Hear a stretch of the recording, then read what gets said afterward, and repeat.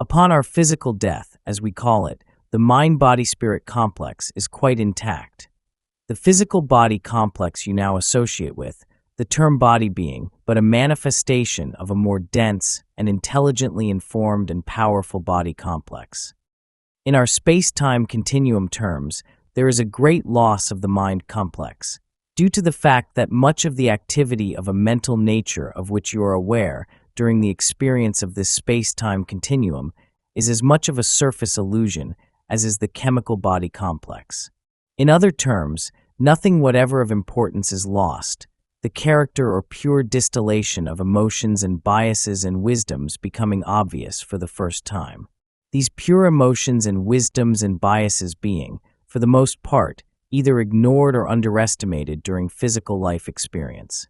In terms of the spiritual, this channel is then much opened due to the lack of necessity for the forgetting characteristic of third density. As an entity goes through the death process in the third density, it finds itself in the metaphysical dimension or time/space. Although it is difficult to describe this realm adequately, due to the limitations of our language, we shall try our best. The hallmark of any dimension is the inequity between time and space. In our physical realm, the inequity is won by space. There is an illusion created in which space was a field and time was a river. In the physical realm, the spatial orientation of material causes a tangible framework for illusion. In this physical framework, a field or core vibration moves at a velocity which approaches what we call the speed of light from the direction of superluminal velocities. In the metaphysical realm, the inequity is upon the shoulders of that property known to us as time. And so consequently, in this unseen realm, time is the field and space is the river. This property renders beings and experiences intangible in a relative sense. The bodies have their physicality in an electrical sense rather than in a chemical sense.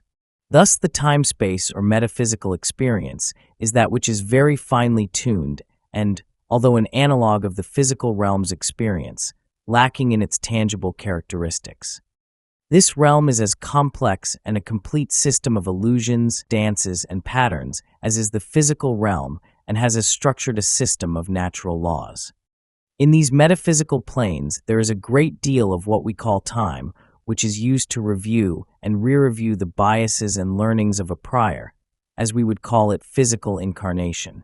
The extreme fluidity of these regions makes it possible for much to be penetrated, which must be absorbed before the process of healing of an entity may be accomplished. Each entity is located in a somewhat immobile state, much as we are located in the physical realm, in a somewhat immobile state in time. In this immobile space, the entity has been placed by the form-maker body and higher self, so that it may be in the proper configuration for learning that which it has received in the physical incarnation. Depending upon this metaphysical locus, there will be certain helpers which assist in this healing process. The process involves seeing in full the experience, seeing it against the backdrop of the mind-body-spirit complex total experience, forgiving the self for all missteps as regards the missed guideposts during the incarnation, and finally, the careful assessment of the next necessities for learning. This is done entirely by the higher self until an entity has become conscious in the physical realm of the process and means of spiritual evolution, at which time the entity will consciously take part in all decisions. The process of the forgiveness and acceptance in the metaphysical realm is much like that in the physical realm, in that the qualities of the process are analogous. On the one hand, the advantage of the metaphysical realm is that of the fluidity of the grand overview.